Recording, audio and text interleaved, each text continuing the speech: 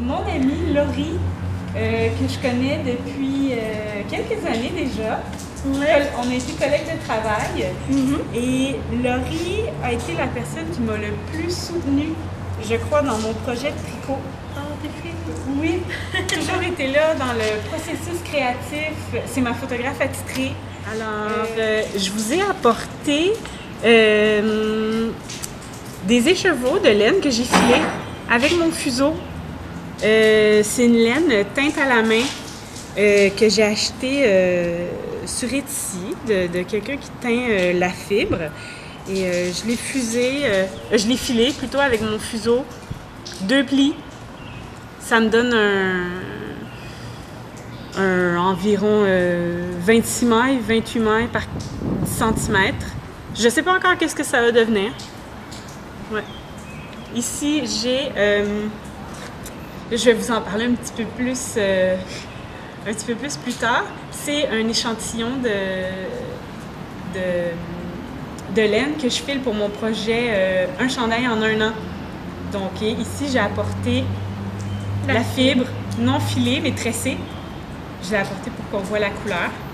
Et c'est ça. J'ai apporté mon petit fuseau avec lequel je file partout. J'ose pas encore filer en public.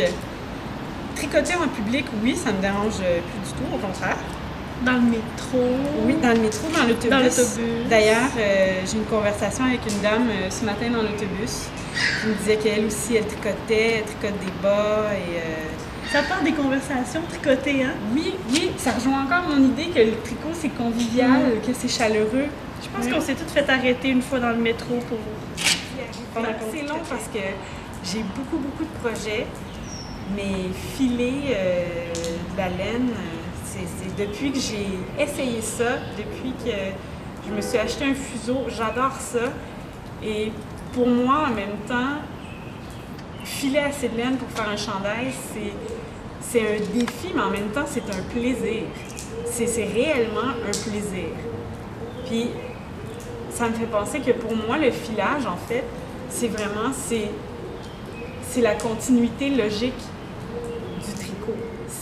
Je trouve que effectivement au Québec, il y a une espèce d'effervescence, il y a un engouement pour les arts créatifs du fil. Et je trouve que c'est une bonne chose qu'on commence à s'y intéresser ici. Ça nous permet de nous démarquer des États-Unis et de mettre en valeur nos créateurs québécois.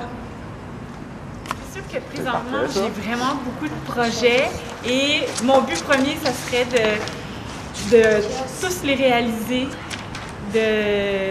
d'en faire encore plus et de rencontrer encore plus de gens au Québec qui tricotent et de promouvoir le tricot au Québec.